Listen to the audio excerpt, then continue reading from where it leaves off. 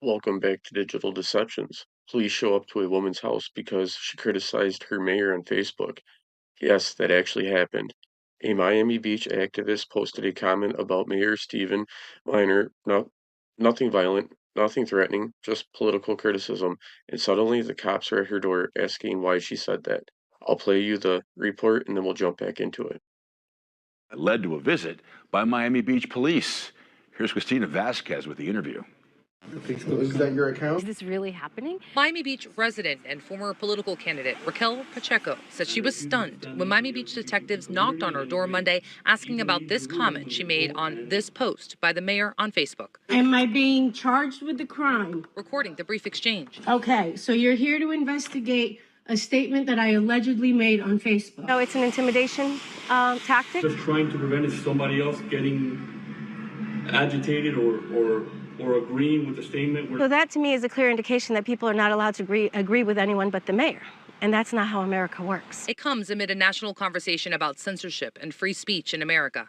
We hit some new lows over the weekend. Take, for example, the brief suspension of Jimmy Kimmel Live, which raised First Amendment issues. This is freedom of speech. This is America, right? A spokesperson for Miami Beach Police telling Local 10 News, in light of recent national concerns regarding anti-Semitism, as a precautionary measure, intelligence unit detectives conducted a brief consensual encounter to ensure there was no immediate threat to the safety of the elected official or the community. In this video, the detective also states, That guy who consistently calls for the death of all Palestinians, that can probably incite somebody to do something radical. the U.S. Supreme Court in Brandenburg versus Ohio did establish a two-pronged test for when inflammatory speech crosses a line. Speech can be prohibited if directed at and likely to incite or produce imminent lawless action. Pacheco doesn't think her remarks meet that two-pronged test. Absolutely not. No, it fails miserably in the two-pronged test. It doesn't pass the sniff test, not from a mile away. That is her opinion, and she says she will continue to exercise her First Amendment right. In America, the government is not supposed to send police to interrogate you for criticizing an elected official. That's not public safety, that's political intimidation. The soft kind that makes people afraid to speak. If a Facebook comment brings cops to your house, what next? A tweet? A meme? A joke? This is how free speech erodes, not with arrest, but with fear.